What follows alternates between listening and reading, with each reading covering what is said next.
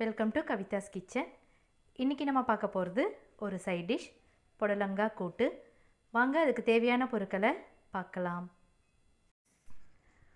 புடலங்காய் ஒரு 1/4 கிலோ எடுத்துட்டுருக்கேன். பொடியாக கட் பண்ணி வச்சுருக்கேன். பைத்தம்பருப்பு பார்த்துட்டிங்கன்னா ஒரு அரை குழிக்கரண்டி அளவு எடுத்து நான் வேக வச்சு எடுத்துட்டுருக்கேன். கடுகு அரை டீஸ்பூன், உளுத்தம்பருப்பு 1 டீஸ்பூன், சீரகம் 1 டீஸ்பூன், உப்பு தேவையான அளவு, தக்காளி 1 எடுத்துட்டுருக்கேன், பொடியாக கட் பண்ணி வச்சுருக்கேன். வரமிளகாய் பார்த்துட்டிங்கன்னா ஒரு 3 எடுத்துட்டுருக்கேன். நீங்கள் உங்கள் காரத்துக்கு ஏற்ற மாதிரி எடுத்துக்கோங்க. கறிவேப்பிலை சிறிதளவு, மஞ்சத்தூள் 1/4 டீஸ்பூன். வாங்க எப்படி செய்கிறத பார்க்கலாம். ஒரு ஃப்ரை பேனில் 2 டீஸ்பூன் அளவு எண்ணெய் சேர்த்துட்டுருக்கேன். இப்போ கடுகு சேர்த்துடலாம்.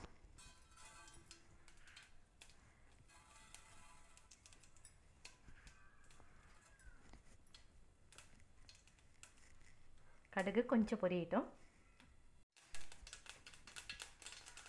இது கூடவே உளுத்தம் பருப்பு சேர்த்துடலாம். சீரகம் சேர்த்துடலாம்.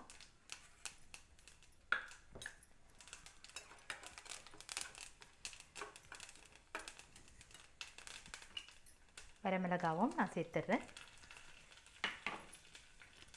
கறிவேப்பிலை சேர்த்துடலாம். சேர்த்து நல்லா ஃப்ரை பண்ணிக்கோங்க.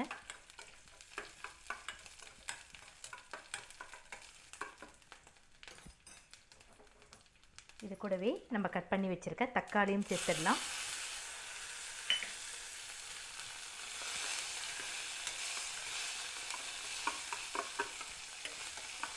ஆக்சுவலி சீரகம் சேர்க்கறதுனால நமக்கு எக்ஸ்ட்ரா ஃப்ளேவரும் கிடைக்கும்.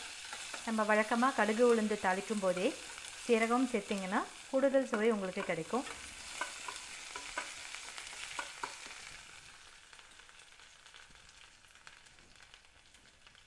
கட் பண்ணி வச்சுருக்க புடலங்காய் சேர்த்துடலாம்.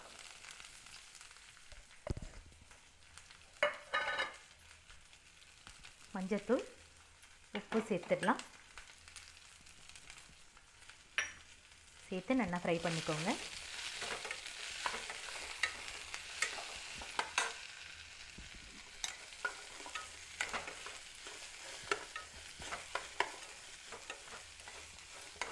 அவ்வளோதான்.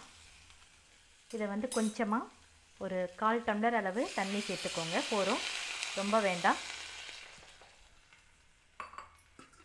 சேர்த்து நல்லா மூடி வச்சுடுங்க. காய் வேகட்டும், அது வரைக்கும் நம்ம வெயிட் பண்ணலாம். ஓப்பன் பண்ணி பார்த்துடலாம். காய் பார்த்துட்டிங்கன்னா நல்லாவே வெந்துட்டு இந்த ஸ்டேஜில் நம்ம வேக வச்சுருக்க பைத்தம்பருப்பை இதை சேர்த்துடலாம்.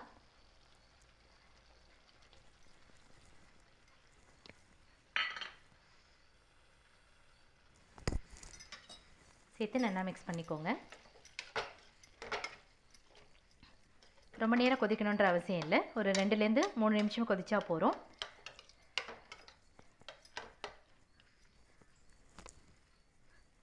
மூடி வச்சிடலாம்.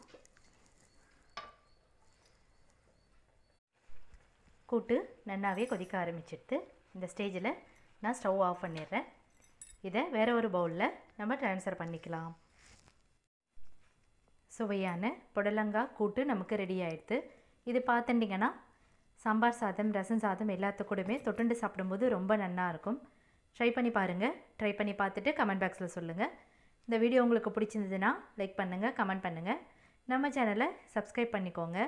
பக்கத்தில் இருக்க பெல் பட்டனை மறக்காமல் ப்ரெஸ் பண்ணிக்கோங்க. அப்போ தான் நான் போடுற வீடியோஸ் எல்லாமே உங்களுக்கு நோட்டிஃபிகேஷனாக வரும். நான் அடுத்த வீடியோவில் சந்திக்கிறேன். தேங்க்யூ.